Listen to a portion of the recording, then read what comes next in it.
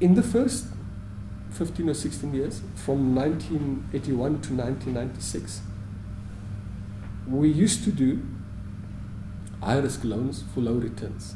Very unfair transactions to ourselves.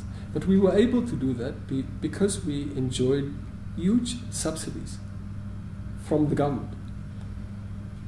Between 1994 and 1996, there were protracted negotiations between the private sector shareholders of business partners and the government, which resulted in the government reducing their shareholding from 50% to 20%. In the process, they also took a large sum of money and assets out of the business. But we then went on a slightly different course. We did a few things. One, we got out of the micro segment of the business spectrum. So we don't do micro enterprises, we don't finance micro enterprises. We don't obviously finance big businesses. We then exclusively focus on small and medium enterprises from then onwards. And we then, instead of doing high risk loans for low returns, we then started doing what we call fair deals.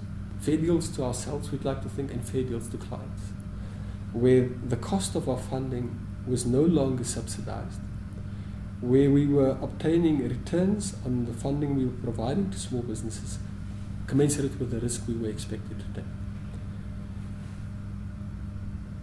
In a sense, we scaled down our business considerably. We were doing thousands of transactions per year up until about 1995. From then onwards, we took something which is pretty exclusive, private equity or venture capital. A financial solution usually aimed at very few businesses which have high growth potential. We took that solution, we modified it somewhat. We turned ourselves over the years into a factory that can provide this very exclusive product on a much larger scale to many, many small and medium businesses, regardless of whether they have high growth potential or not. So we were sitting with a big cash pile.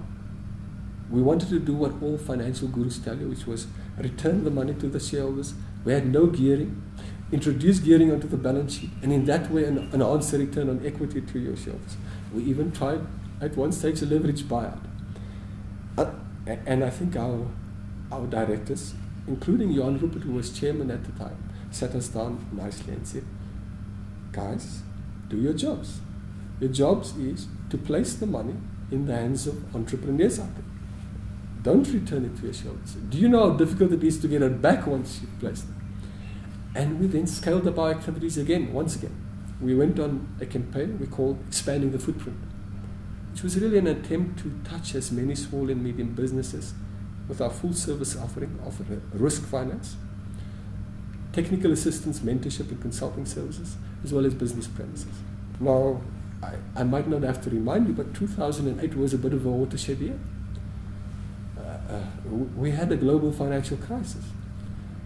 We have a beautiful model because the moment we place the money, it tends to come back at us. So from our backflows and after paying all our expenses, we could still invest somewhere between 50 and 60 million rand per month, in excess of 600 million rand per year. We thought that the opportunity to invest was significantly bigger than that, and we had to put in place lines of funding at the worst possible time, at the beginning of 2009. It was really interesting. It was a baptismal fire for me, I guess. And we approached our bankers of many years, who explained to us in no uncertain terms that liquidity is a very precious commodity. They don't have credit committees, they have liquidity allocation committees.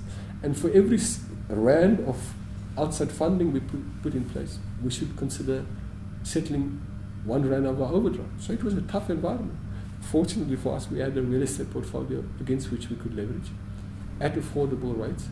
And we could then continue our business on a bigger scale than we otherwise would have been able to if we simply relied on our backflows. And since then, we have been growing organically in South Africa, making sure that we run a very efficient ship, because in so doing, we if we're efficient, if we're cost effective, we can pass some of that benefits on to our clients, for whom our funding then becomes affordable. And we've also expanded into the rest of Africa over the last couple of years. So we, over and above our presence in South Africa, which is substantial, we also run a fund earmarked for SMEs in Madagascar, a similar fund in Kenya, as well as a similar fund in Rwanda. And my colleague and I have just gone and raised another fund for Southern Africa, for SMEs in Southern Africa, from which we will invest money into SMEs in Namibia, Zambia, and Malawi. And once Zimbabwe meets certain milestones which the investors have agreed upon with us, then we will also establish a presence there.